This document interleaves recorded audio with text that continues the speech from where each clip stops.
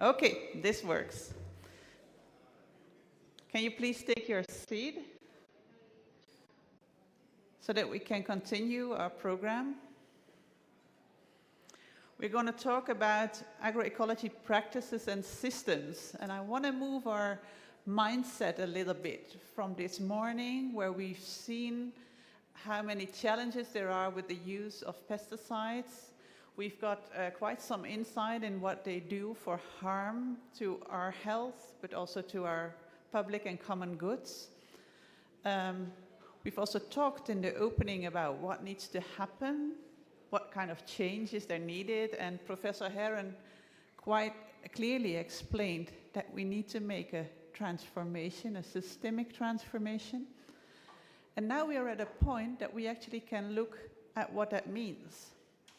And it's very good news, because there are examples out there to show what does it mean doing agroecology in practice.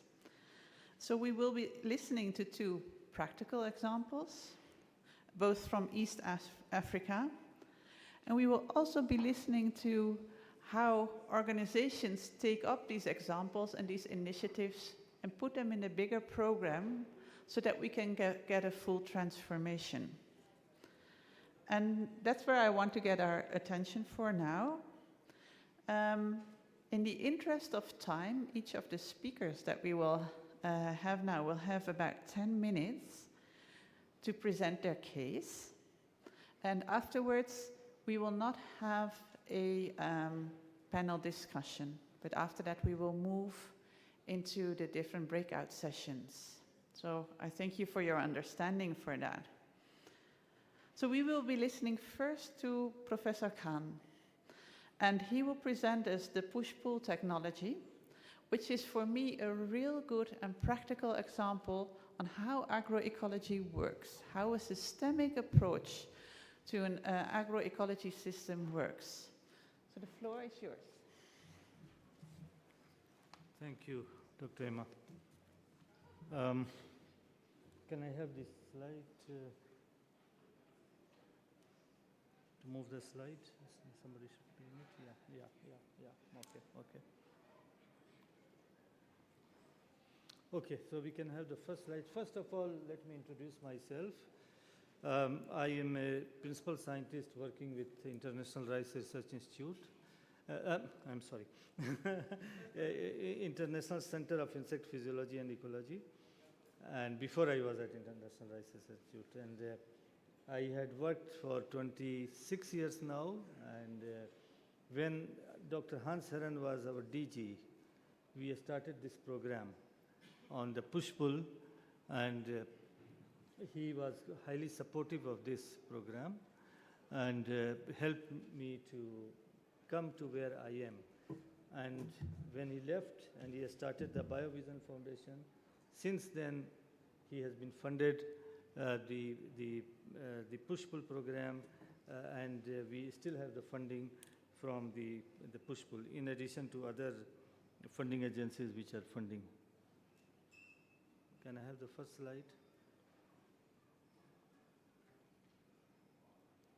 Okay.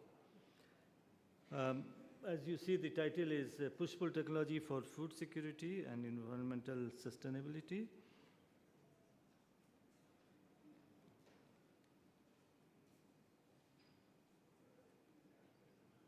Okay.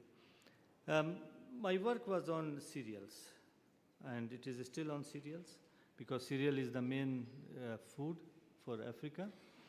And farmers face several problems. They face stem borers, which are very major, parasitic striga weed, and recently the fall armyworm has invaded Africa from Americas. We have food safety, that is aflatoxin, which farmers get in their food.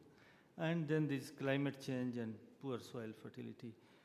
So how can we solve all this problem in one go and let the resource poor farmer not apply any pesticide, not apply any fertilizer, but still achieve a good yield?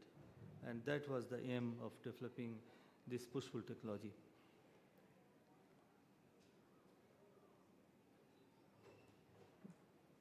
Okay. So what is push-pull technology? It is a novel approach to integrated pest management, which was developed on understanding the chemical ecology of plants, what plant produces, what chemical plant produces, and how it is perceived by other plants or other insects. And if we understand that, we can understand what is happening in the nature. And by understanding that, we can divert the insects, insect pest, or the useful insects from one plant to another plant and get them trapped or repelled. So that was the main aim. So we selected two very powerful plants. One was highly repulsive to the insect, but still a very useful plant because it is a plant which is used as a fodder. And the other plant was an attractive plant, and the attractive plant can attract the insect through the chemicals it produces, but does not allow its development. And that's how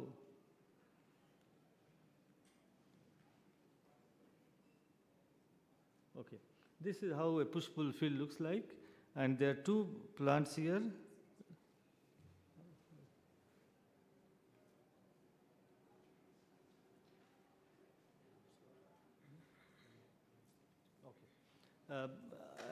At the bottom you see there are two plants. One is a grass, which is called Napier grass or Penicitum purpureum, because these insects have been evolved in Africa and maize has been brought from South America.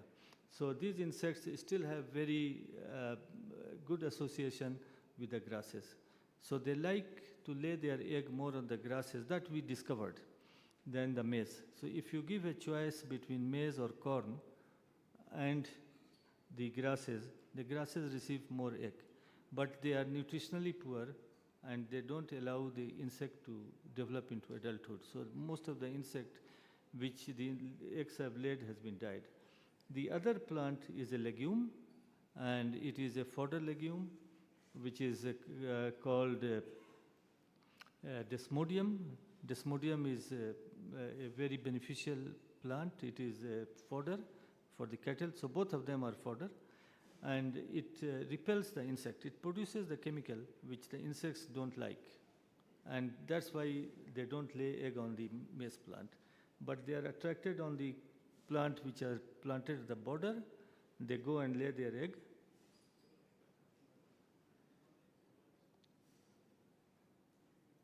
Yeah, can lay their egg on the border, and that plant does not allow its development. So that's why it is called pull and push. One plant is pulling, and the other plant is. So we do it here. And this is. Oh, yes, sir. Okay. So this is all the chemistry which understood. By doing all the understanding of the chemistry, these are the chemicals which are produced by the pull plant and push plant, and these are the chemicals which are produced by the root plants. I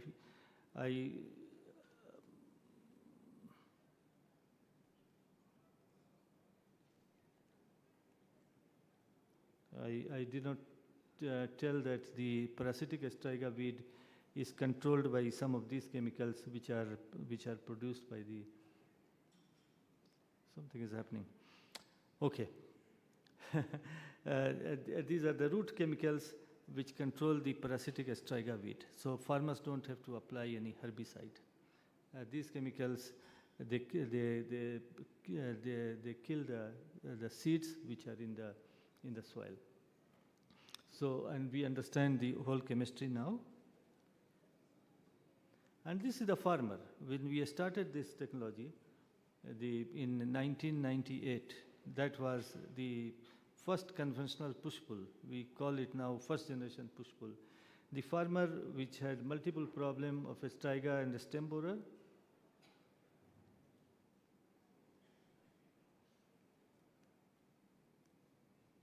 Can we go back?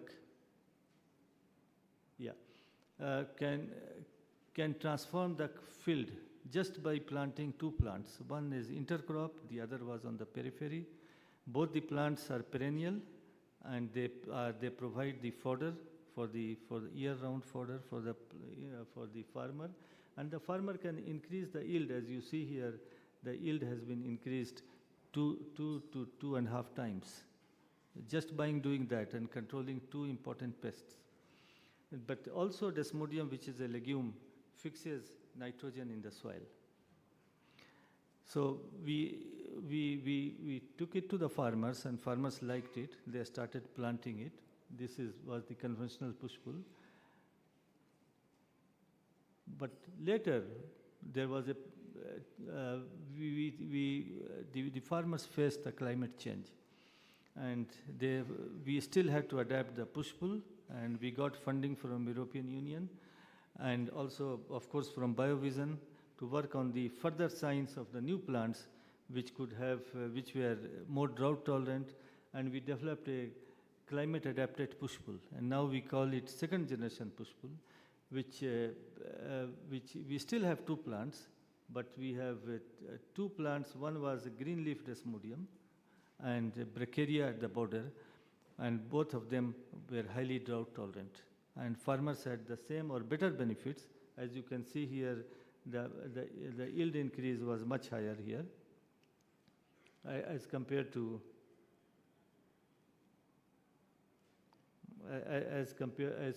before.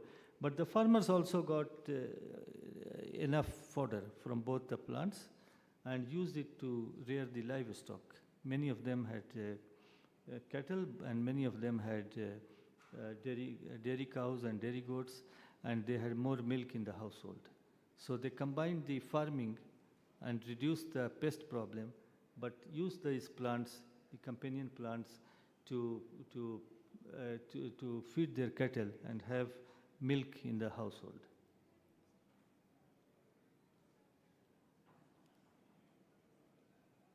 Okay. Push-pull not only provided more fodder, but it also increased the soil health, because the Desmodium, which was a legume, which was intercropped with maize, was increased the nitrogen fixation and also the carbon sequestration.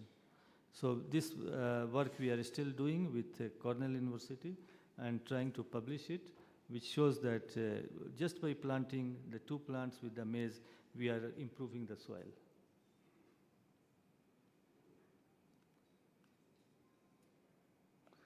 Not only carbon sequestration and nitrogen, but it also improves the organic matter in the soil, which is very, very important, organic matter, because most of the Africa soil has lost the organic matter. So we have shown that the organic matter can be improved by planting the push-pull.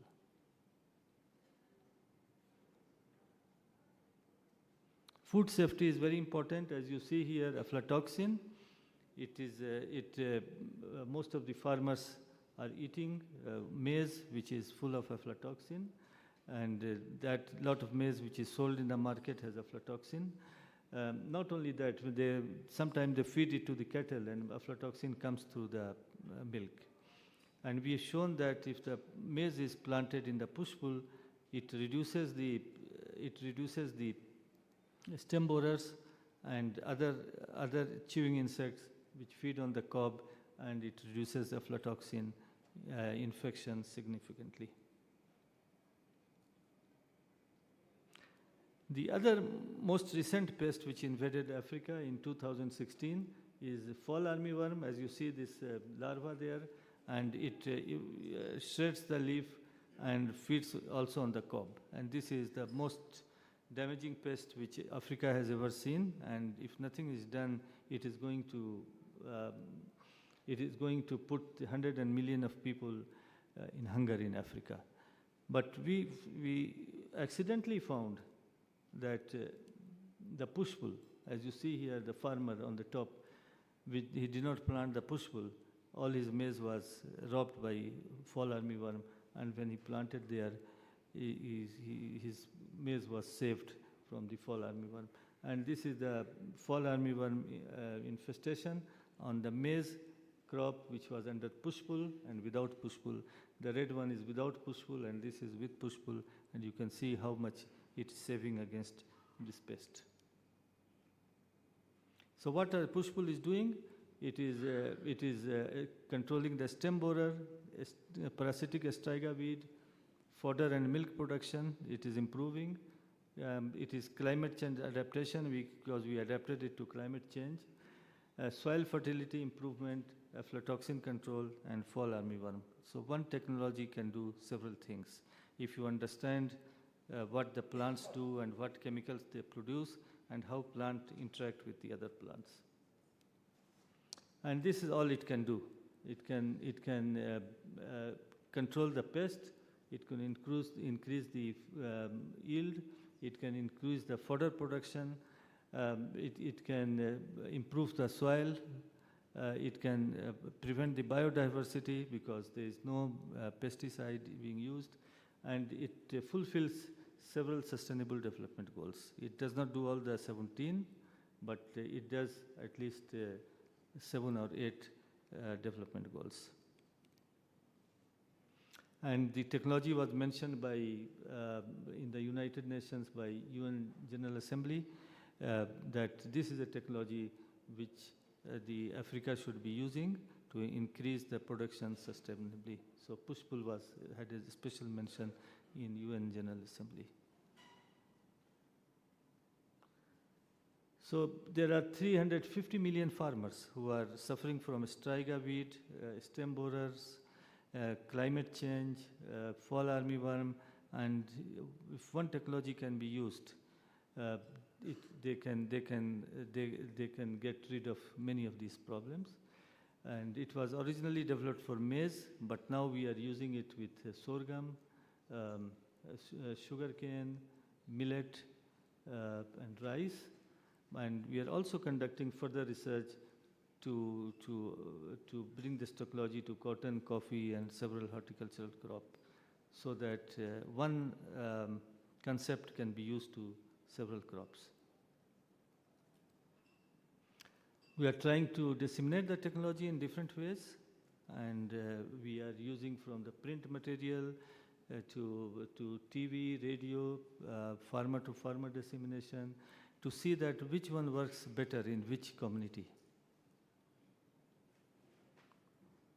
And we were really surprised to see that different communities perceive a technology in different way, and they learn the technologies in different way. Some communities like to learn from farmer to farmer.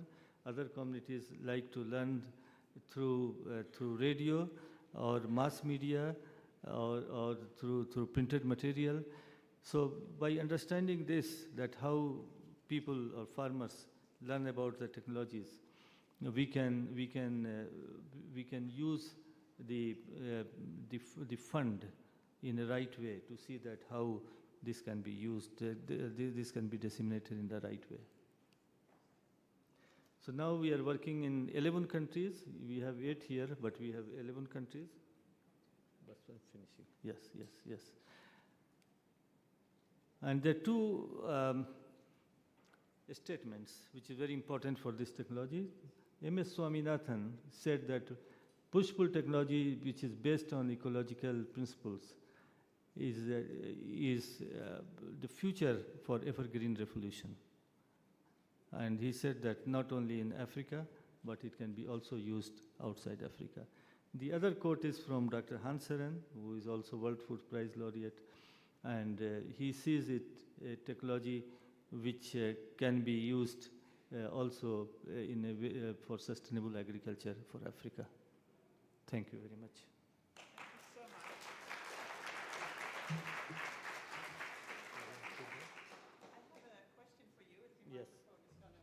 Yes.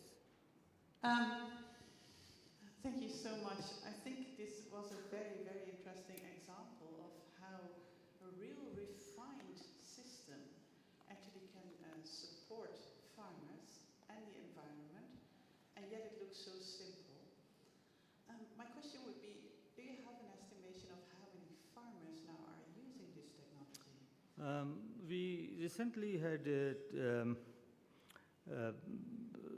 we did some survey, And ECP has a technology transfer department, which taking it up because when we working initially, we had only 50, 60, 70,000 farmers, but with help of technology transfer unit, which is also funded by BioVision, it has now been taken to 250,000 farmers. And we can see that it can move now very, very fast because there's a department which is just doing the dissemination of the technology.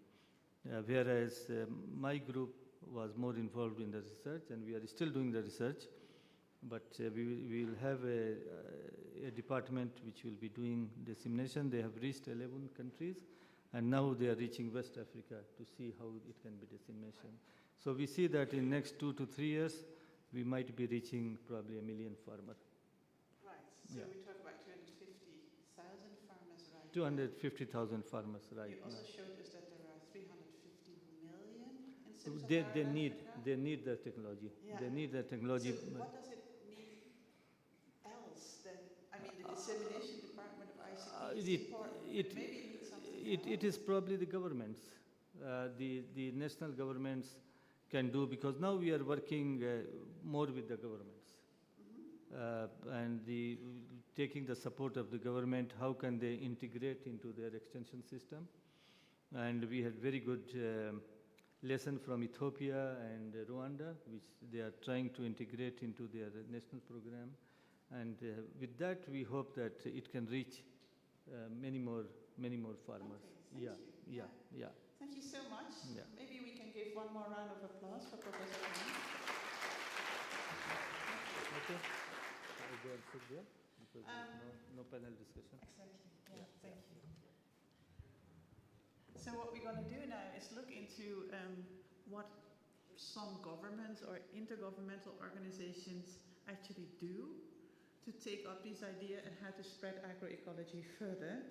And firstly, we'll be staying in Africa to hear a little bit more about the Ecological Organic Agriculture Initiative. We heard about that this morning already. It's an initiative of the African Union that is there to promote organic and agroecological practices. And Sakari Makanya is going to tell us about the initiative and what it means and how does it work.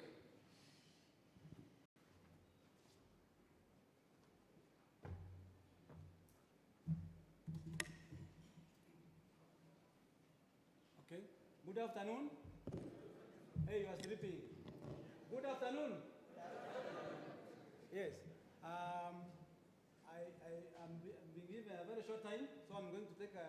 The reason good thing is that you have this, you can get it so that you can read it. So let's start. Okay, I'm saying I'm being given a very short time, but the good thing is that this one is for you, so you shall get it even after I present. So without taking more time, please let's go straight away to the presentation.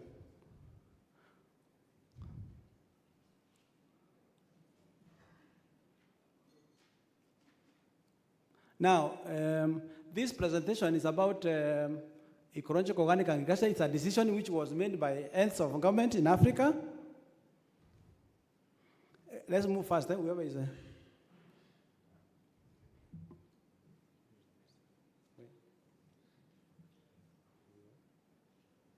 Forward. Okay.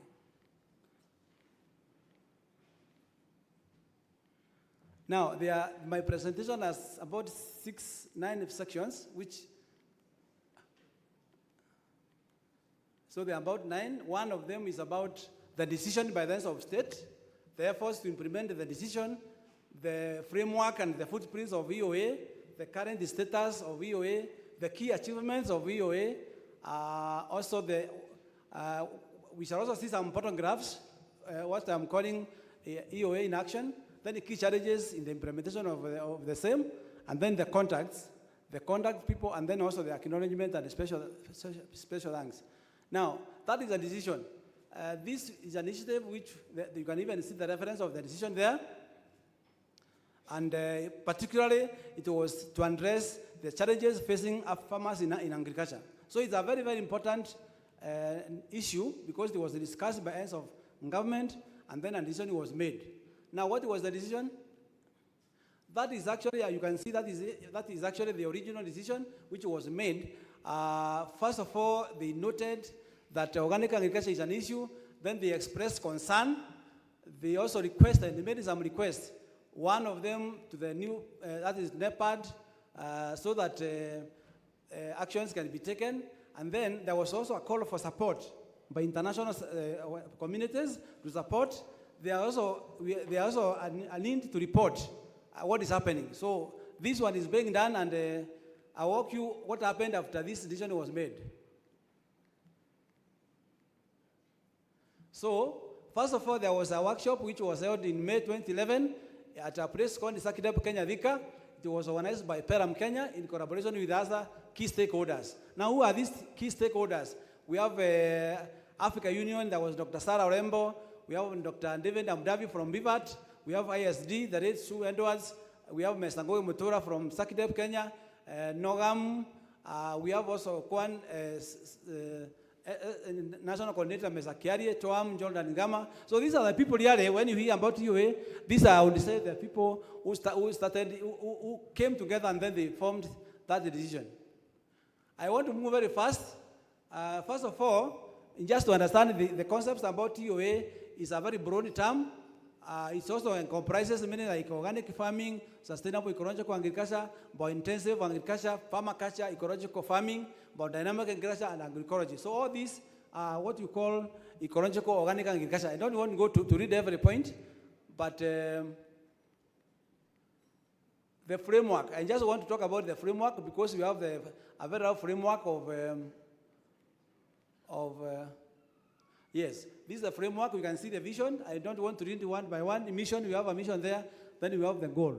But the main point here is there to focus on the promotion of this initiative. Then these are the core values. These are the core values. You can see the last one is promote safe and nutrition and healthy food. Here we are talking about is not just eating food, but it's the food that you are eating. Is it healthy? Is it nutritious? Is it safe? Again, we have also what you call strategic objectives to increase the documentation, to systematically inform the producers, to increase markets for farmers, and also to promote stakeholder engagement. So these are the key pillars. This is very, very important. This part here is very important because EOA is implemented under 6 pillars. And which are these pillars? These pillars, one of them is called research, training, and extension, information and communication, value chain and market development, networking and partnership, policy and program development, and institutional capacity development. Those are the 6 pillars. In fact, this is like the hallmark. If you're implementing EOA, then it has to have like that framework. You may do 1 pillar or 2 pillars, but that is the framework of EOA. Now this thing is not fast enough, right?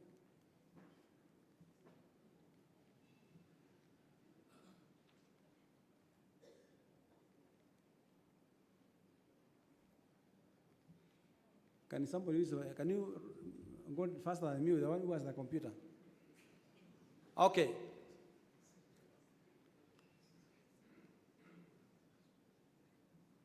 No, I just wanted, first of all, I wanted to say how it is implemented. Sorry.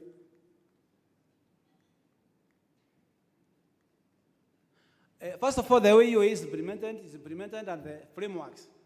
National framework, we are trying to say that every country, there's a national platform which is coordinated by what you call country leading organizations and all the stakeholders, not only the CSOs.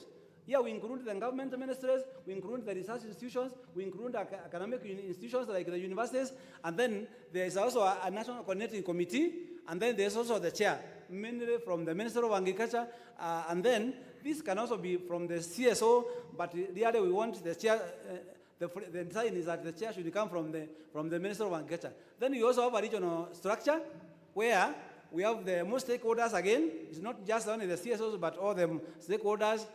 Currently, we have 2 regional steering committees right now, one for East Africa and the other one for Western Africa. And then we have also continental platform. This consists of stakeholder representations. It has a continental steering committee, which is chaired by Africa Union, somebody from Africa Union. And there's also a secretariat, a continental secretariat, which is based at BVAT. For the regional secretariat for East Africa, it is based at Pelham. Please, I'm fast, but you understand that I'm trying to rush.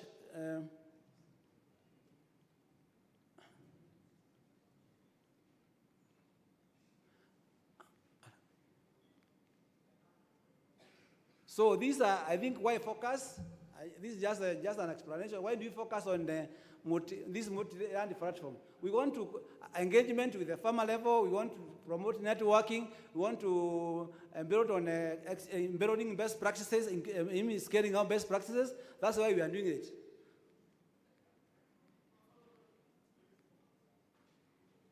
Now this is like a document. I mean, this is like a page that is describing all that I've said. You can see we have the Continental Secretariat there, we have EOA Secretariat, we have the regional, we have the national platforms. So this is like this is like the page that actually defines what is EOA. Because you have it, please take time to stand it.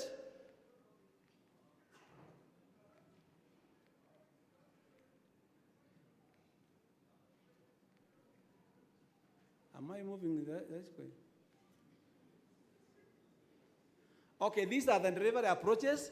We do needs assessment, baseline survey, meantime, and every time we are being informed by what we are doing, organizational capacity assessment for institutions, strengthening the capacity for EOA implementation, promoting partnership and networking, designing of bottom wave. This time we are saying, let us try to do programs that are benefiting farmers more. It's not just high-level platforms, but also systems that are promoting farmers.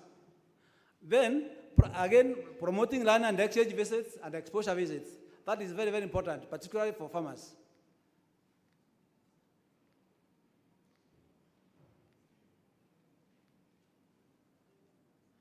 So this is the current status of EOA.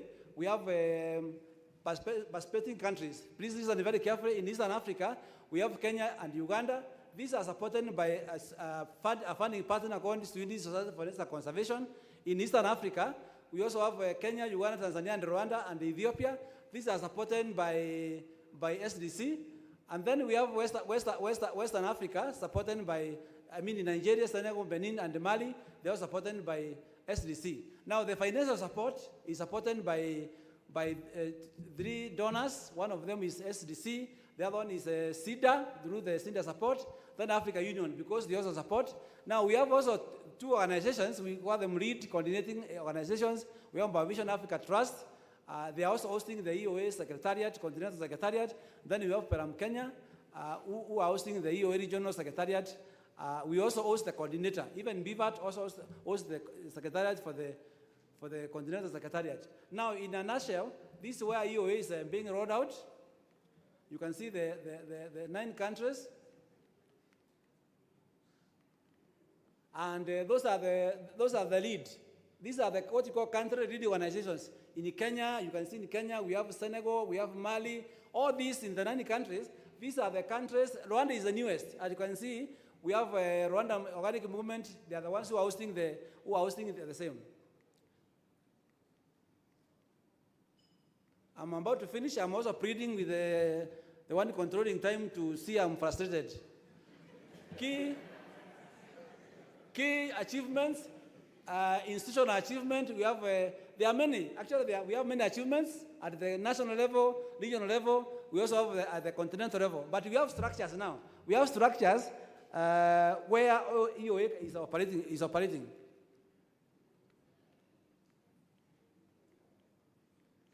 I think these are like now we have been talking about standard and mainstreaming EOA in the standard and certification. All these you can see in Kenya we have 15 participatory guarantee systems. We have in Mali, Nigeria. These are things which have come out from an evaluation, so they are actually facts. But because I don't have the time, I don't have to go through all this. But we have a lot of impact. This program has a lot of impact since it started. These are also some more key achievements about policy, because we have been very keen on policy development. What about policy advocacy? How can we change the mindset of governments so that they can do things in favor of EOA?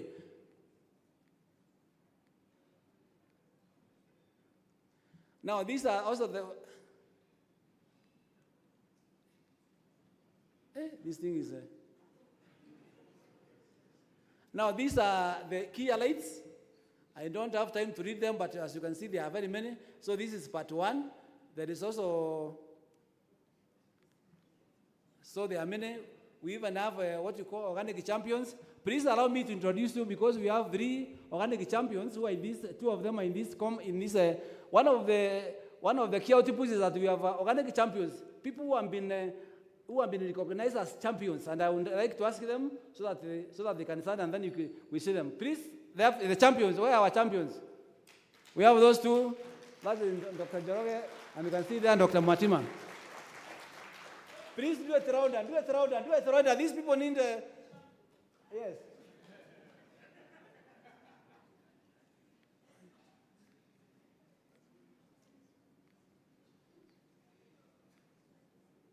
This thing is not quite.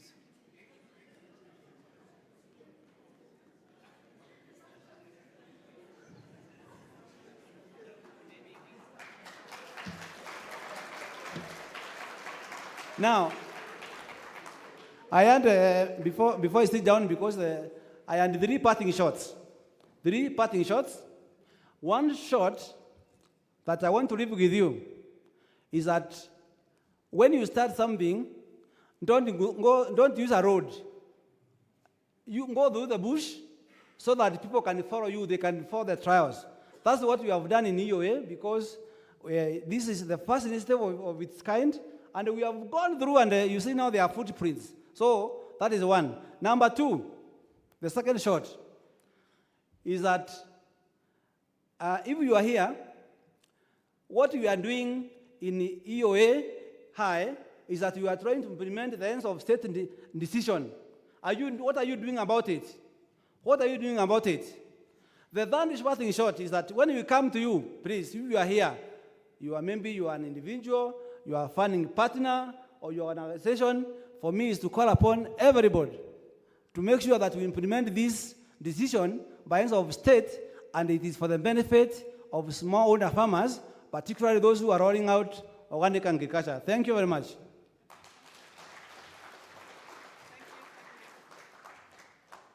What I think is very, very interesting of the EOAI initiative is actually that it's been a decision by the African Union to focus more on organic agriculture, to set up structures in Africa to again lobby the African Union and the African governments to take up organic. And the lobby is being informed by all the practices that you've shown, by all the successes that are there. So I think this is a fantastic initiative, and I also appreciate your work in the EOAI. So thank you. I wanted to introduce you people who are really taking up. Please, if you are, for example, you are involved in the Continental Steering Committee, can you stand up? If you are involved in the regional level, please stand up. Our coordinators, please stand up so that people can see you. If you want to know more about EOA, these are the people who are rolling out this. Hey, where are they? Where is Alex? I can't see Alex. I can't see Sarah. Sarah Rembo there. She's the one who started. Rosina is there. Please, these are the people, and they need your support. So when they come to you, support them. Thank you.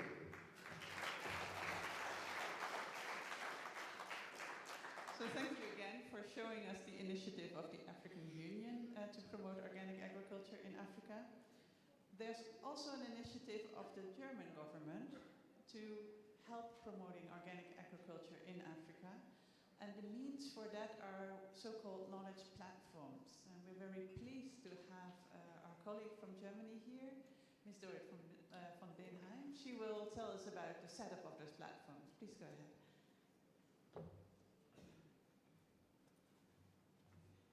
Yes, good afternoon once again. My name is Dorit van Beenheim. I'm working for GIZ. And yeah, it's a pleasure for me to present this new project. This is not the right presentation. Sorry, we switched the order. So please start with my presentation. And yes, it's a pleasure to introduce this new initiative. It's a new project which is called Knowledge Center for Organic Agriculture in Africa. It is a project which is financed by the German Development Corporation and implemented by GIZ, but the idea is to implement it with partner organizations in Africa, in 3 different regions. The project has started only recently, in the beginning of this year, and has a 5 years period of implementation. Could you start with the presentation, please?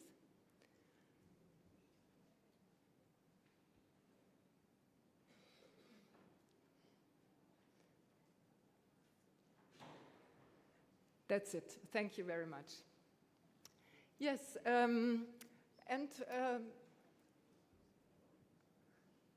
you next slide, please, or should I go? Yes. We were talking about the challenges already this morning. The global challenge is, of course, to eradicate hunger and malnutrition by 2030, while ensuring a long-term conservation of natural resources such as soil, water, and forests. I don't have to repeat this once more. With the presentations we heard this morning, I think everyone in this room at least is aware of this big challenge. And of course, we also heard this morning that business as usual is not an option. So we need a fundamental process of transformation of agriculture and food systems. And please, yes. And therefore, organic agriculture is one approach within the broader concept of agroecology. And from our understanding, organic agriculture can be key to reach the goals of sustainable development and to increase, meaning to contribute to the eradication of hunger, but also preserving the natural resources. Organic agriculture has shown that it has a great potential to increase yields, especially in low input areas. And we are talking about Africa, so the potential in Africa is very high. It has the potential of conserving biodiversity and natural resources, especially soil and water. It has also the potential to reduce costs, also by reducing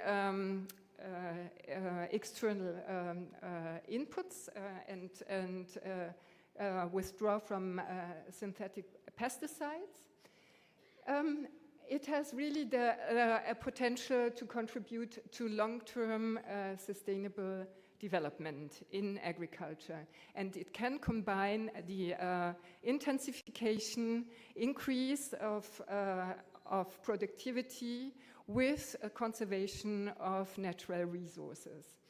Africa is seen as the continent which has the greatest potential to increase and to expand organic agriculture, as according to the current statistics of FIBEL and IFOAM, the rate of organic agriculture area compared with overall agricultural land is at the lowest among all the continents. However, to expand organic agriculture, to extend it requires an in-depth understanding of ecological interrelationships, because agroecology is a complex system. It's a systematic approach which is needed. And so it means that it needs extensive knowledge in practices in agricultural production at all the different levels. Production, but also including processing and marketing. Practical knowledge, but also knowledge on methods and different approaches. With this introduction, based on this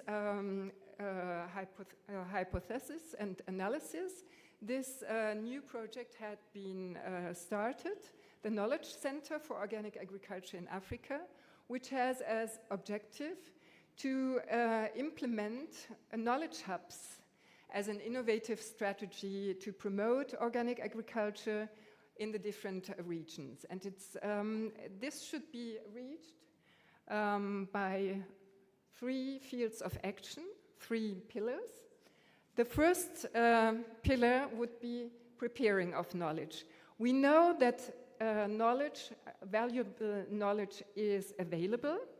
It's available at different levels. It's available at farmers' level with the practitioners. It is available also within research and innovation. However, this knowledge is not always available in the right language, in the right format, in the right place, at the right time. So preparing this knowledge, collecting this knowledge would be the first step. And the second field of action would be the dissemination of knowledge. And there, the knowledge hubs or the knowledge center would like to look at different methods of dissemination. Validated knowledge can be disseminated by different means. We are going to look at that in the next slide. And of course, the third field is networking, because key actors need to be are networking, and these networks need to be strengthened. So this is just shows how the approach of knowledge collection, validation, and dissemination can work at the different levels. I'm not going into the details, but of course, it is all about a collection of existing knowledge, of innovation, of validation, and dissemination at the different levels through different multipliers, also at different level, national level, and within the countries, and also on the level of the key actors, farmers, producers, processing units, and so on. As I said, the project is supposed to work in 3 regions in Africa. There will be 3 regional knowledge hubs. In West Africa, the knowledge hub is supposed to be hosted in Senegal, with other countries in the region to be involved. East Africa, the knowledge hub will be hosted in Uganda, with other countries to be involved. And in Southern Africa, the country for hosting the hub will be Zambia, with partner countries to be involved. We started the project with regional networking meeting in exchange, or hosted by SECAM in Egypt. So there's also quite a lot of potential to exchange with SECAM and other organizations, actors involved in organic agriculture in Africa. And of course, we just heard the presentation done by Zachary on the EOAI. So there are several linkages and synergies between our 2 initiatives. There is one important means of knowledge management and dissemination will be a knowledge platform on which knowledge is compiled and also accessible. There will be one knowledge platform to be developed, which will have a region-specific sections. I know I'm hurrying up. I already talked about the project. The duration of the project. It is 5 years with a budget of approximately 10 million euro. And just to give you an example how one knowledge hub could look like, this is the example of East Africa. The knowledge hub will be hosted in Uganda. BioVision is the lead organization in the BioVision Africa Trust, is the lead organization in the management of the regional hub, with many partners to be involved at the different levels in the countries of the region, and also international partners. This is my last slide. As I said, it's a project which has just recently started.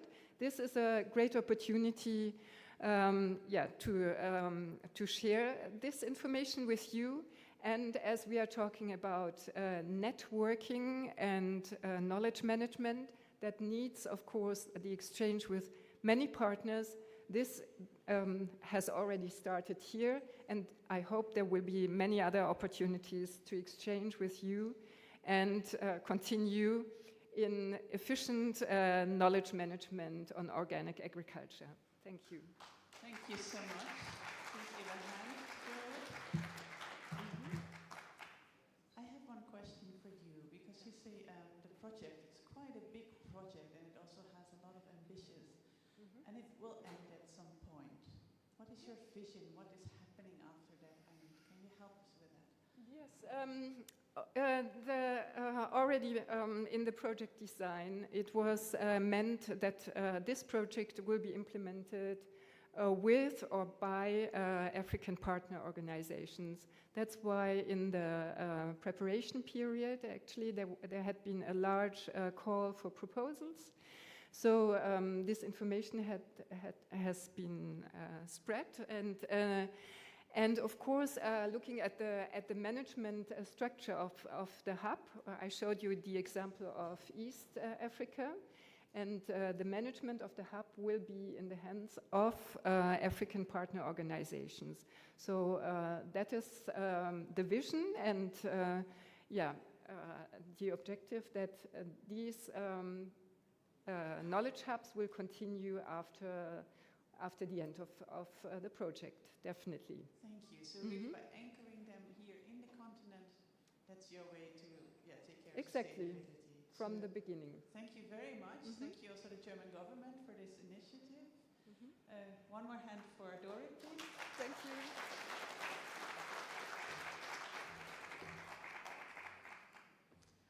I earlier said this morning that some of the things that we are doing here today is part of something bigger, and that is really we're looking globally currently on scaling up agroecology. We saw in this session that there are practical examples. The push-pull method is there.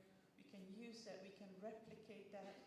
We know of the EOAI initiative that is also there to scale up agroecology practices here in Africa, and the knowledge of help to that end as well. And I'm also very happy then to now introduce our next and also final speaker in this session to actually tell us what is going on global level. So we are here part of something bigger that's happening on global level, on FAO level, and Dr. Emma Siliprandi, she's part of the Scaling Up Agroecology initiative, will tell us about that.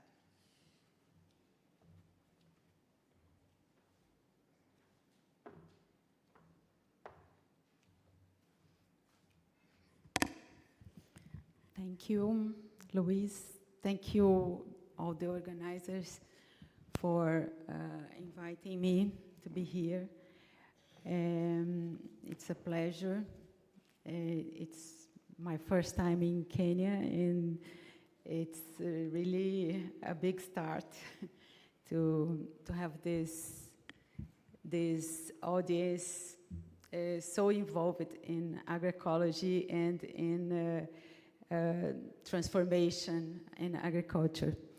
I will present this initiative, this FAO and partners initiative called Scaling Up Agroecology, an integrated approach to achieve the SDGs. And we've heard a lot of in the previous presentation, how agroecology can contribute to achievement of the SDGs based in several other experiences. So I don't think it's needed to came back to this topic. But just a little bit, I will present how FAO are looking at agroecology right now as a multiple and evolving definitions, that different concepts. What FAO has been done in the last 6 years, and that resulted in the second symposium, international symposium on agroecology last year, where the initiative was launched. And I will present the Scaling Up initiative. So talking about general definitions, you know that each one that work with agroecology has his own definition. This morning we've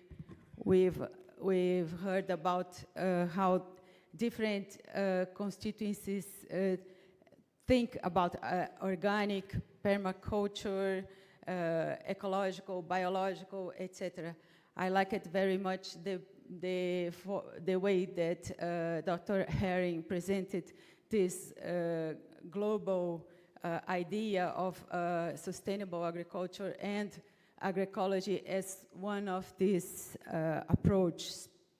But in general, all of us agree that agroecology is a science, a social movement, and a practice. And we saw this in the previous presentations. Other common points, I think we don't have to be into details on this, but we are talking about diversification of the production systems. We are talking about contextualizations of approaches. So we are talking about something that are tailored, that are in the territory, that are a co-innovation between farmers and researchers.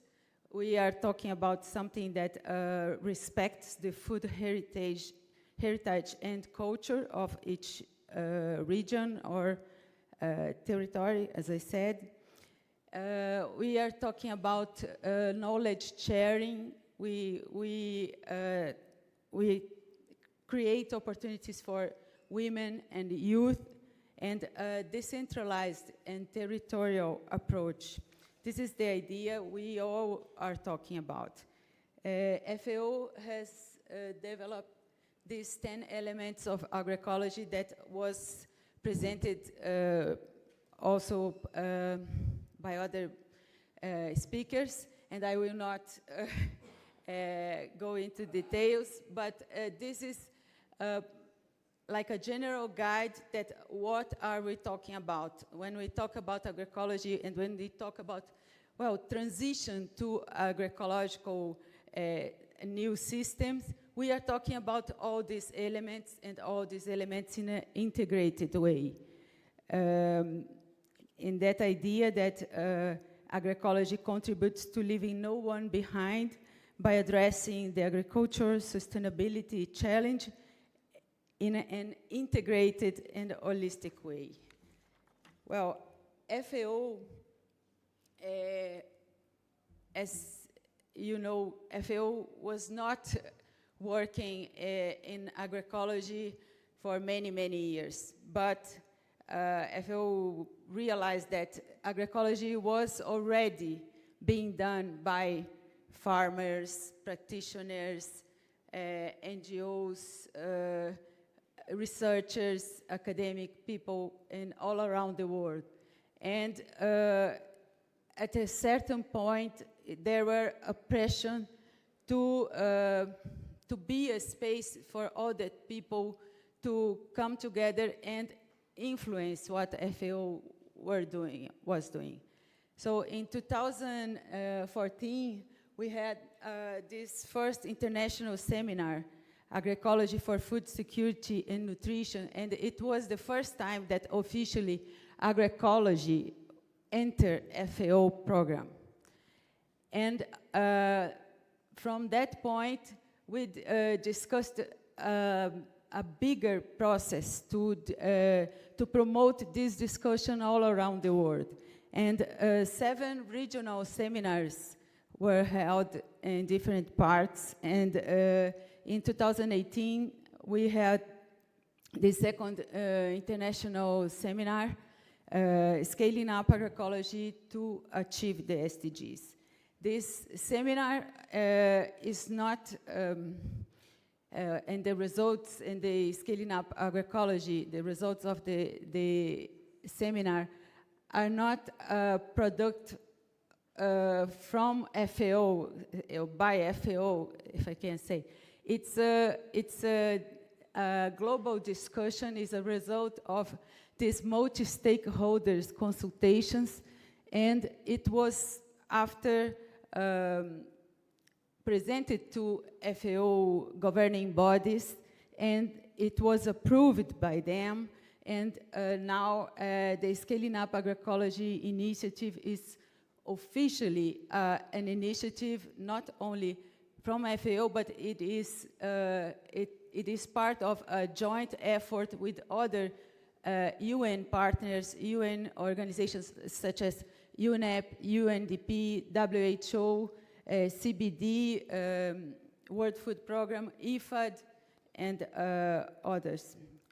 So some conclusions from this. Oh, this is a problem with this. Okay. Some conclusions that came out from this dialogue, international dialogue, is that agroecology goes beyond technical solutions. It's not about incremental changes, and it's about a genuine transformative change. We have already heard about that this morning, but it's important to have in mind that agroecology focuses on people, on farmers, consumers at the center. This is very innovative. Let's see, if we change from the old paradigm that talk about production, yields, income per hectare, and etc. We are talking about another thing.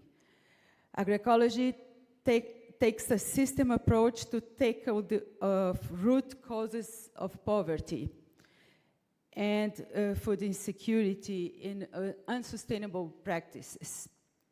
Agroecology is an opportunity to rethink our system.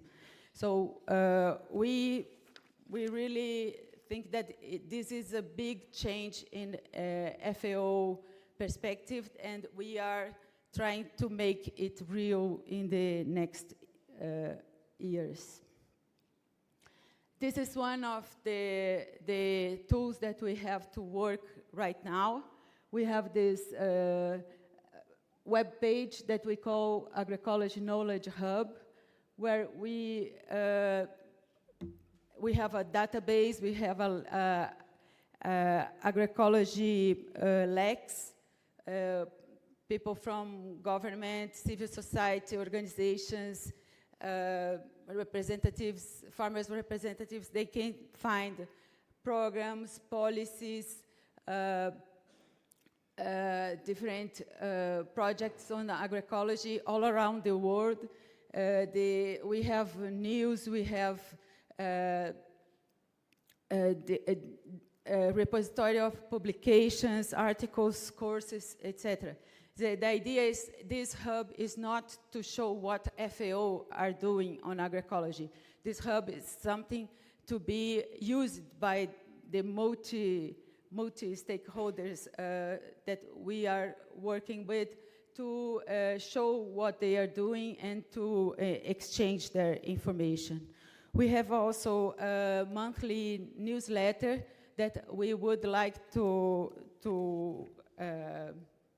offer you to use it.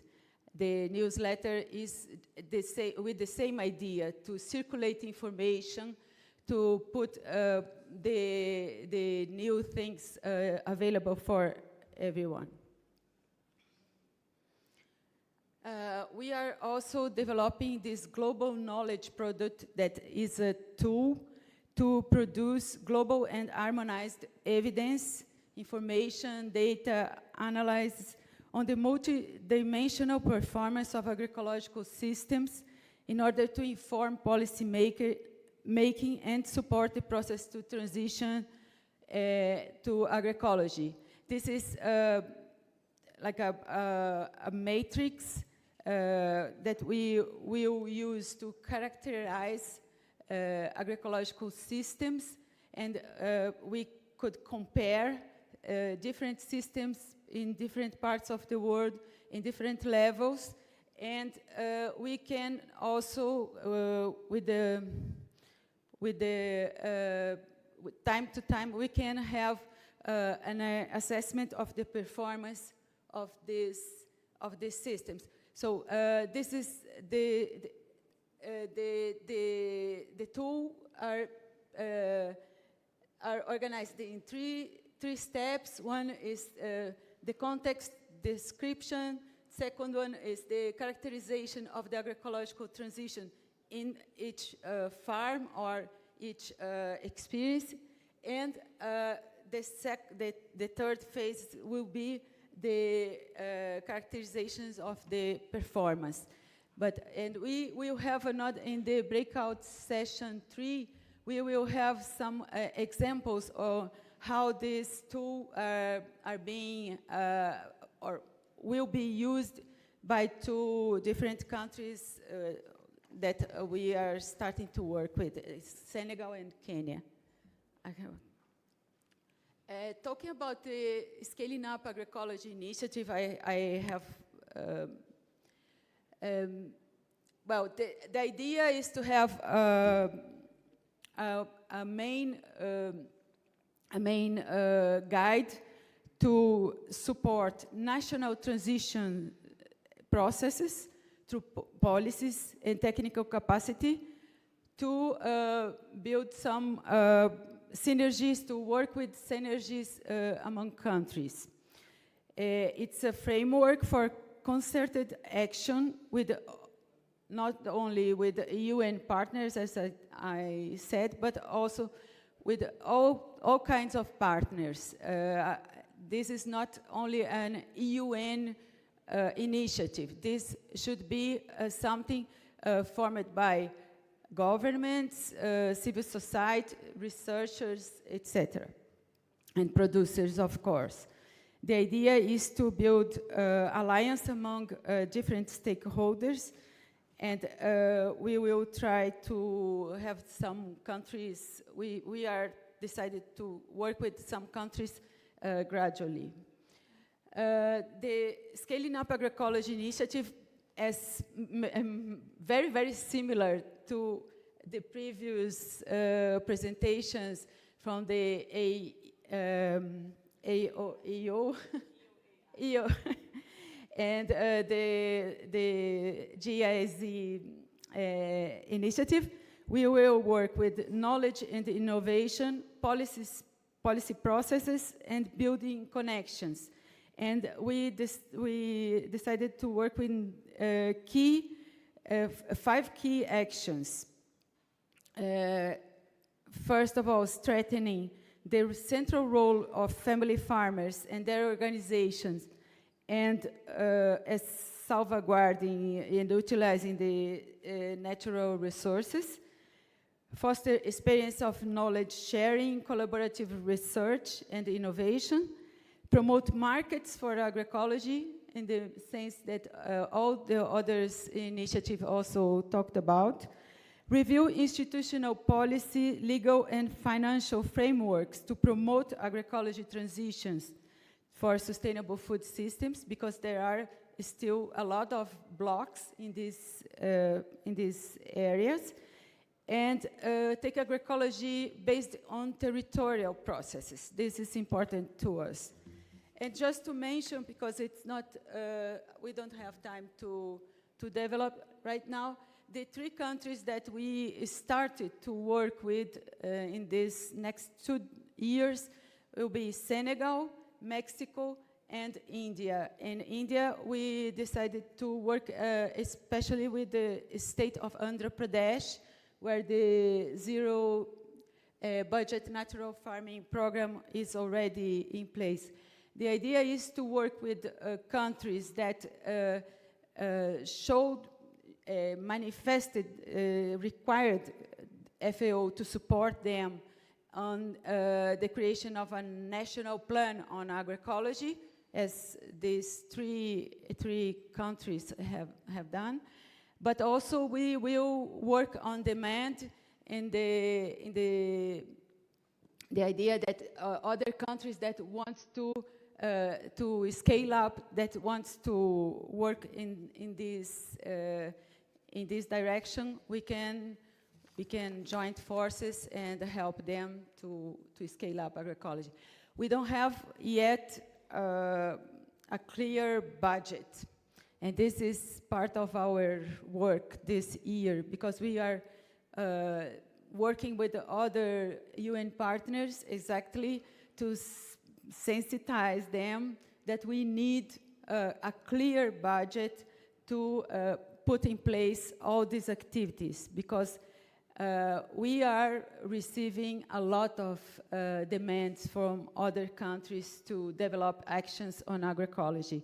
And we know that if we don't have money, this is very difficult. But we believe that we can, together with the partners, find a way to put this initiative in place really in the field, because it's really needed. We feel that there is a momentum for that, and the momentum is now. Thank you very much. Thank you so much. Please an applause for Emma. You already said that there were many synergies actually with the former presentation. So how are we going to connect that all? Yeah, I think this is just a starting point. I think that we have a lot of things in common, and of course, as I said, the initiative is not FAO only with other UN partners and with governments. Of course, we have to join forces. So I think we can, based on this amazing audience and these amazing experiences, we have to think next steps to concrete this joint collaboration. I don't know exactly how, but I'm sure that this is absolutely imprescindible. Não sei como se diz. So we have 2 more days also to think about that, how we bring this forward. So please stay tuned. Also, if you have ideas, contact Emma. I think that's very, very important. For me, it seems that there is something going on that's bigger than FAO itself. It's a sort of movement, and actually that also helps us making sure that it stays. Yeah, So okay. thank you very much. One more time, an applause for Emma. I'd like to close this session actually by repeating what I said this morning. This conference is part of a bigger thing that we have going out there in the world. And as Emma rightfully said, there's a momentum right now to make sure that we scale up agroecology.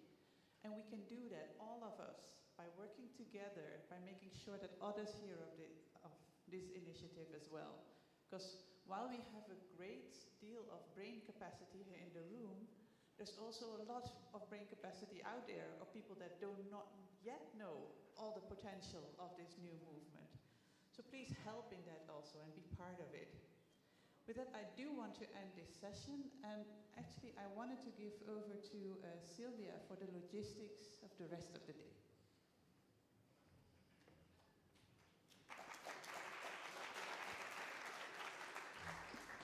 We can do better than that. Let's appreciate Louise for great moderation. Yeah, so. Yes, sir.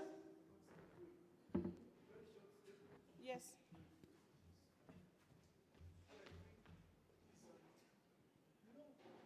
Really, thank you a lot. Moderator, I wanted to really ask you to allow me make one statement.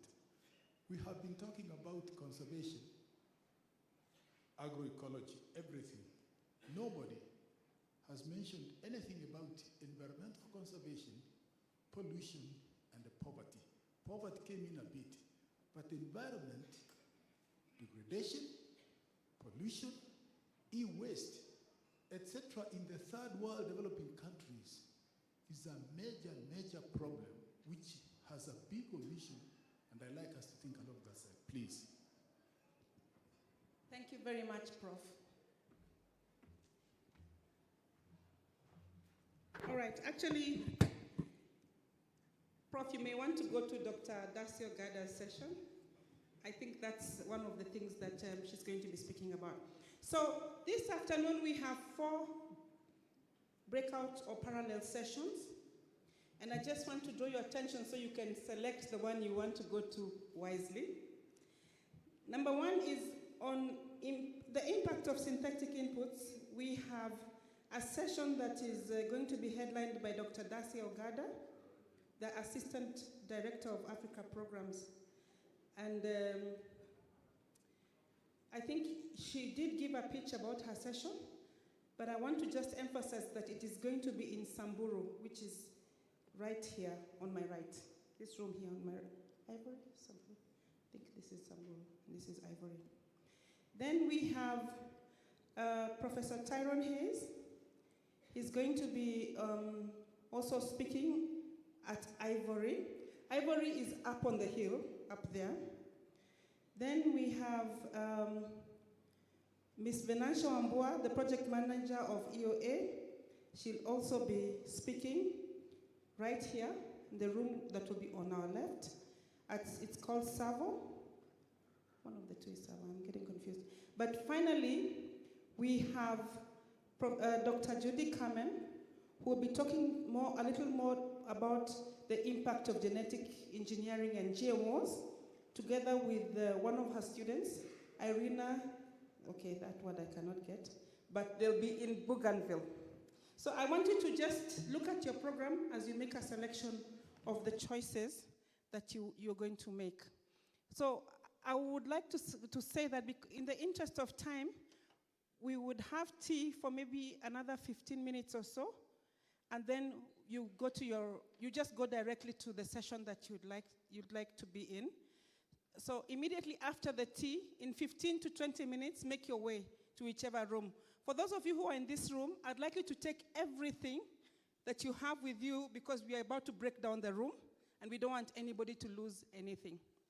I want to end on I'm not sure if it's a sad note or a happy note, but I just wanted to inform you that we had initially planned to have a cocktail today, but due to some mix-up with the hotel, we will not be able to have it.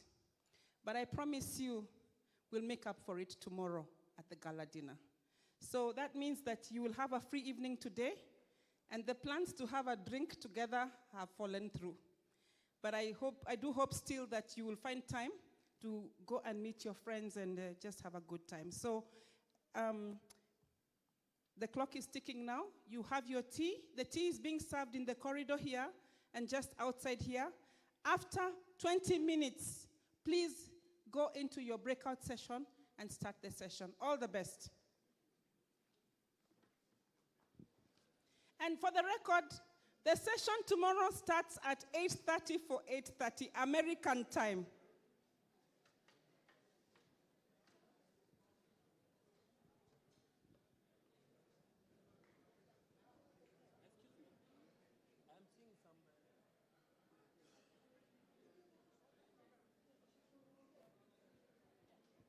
Yeah, guys, we need to announce that.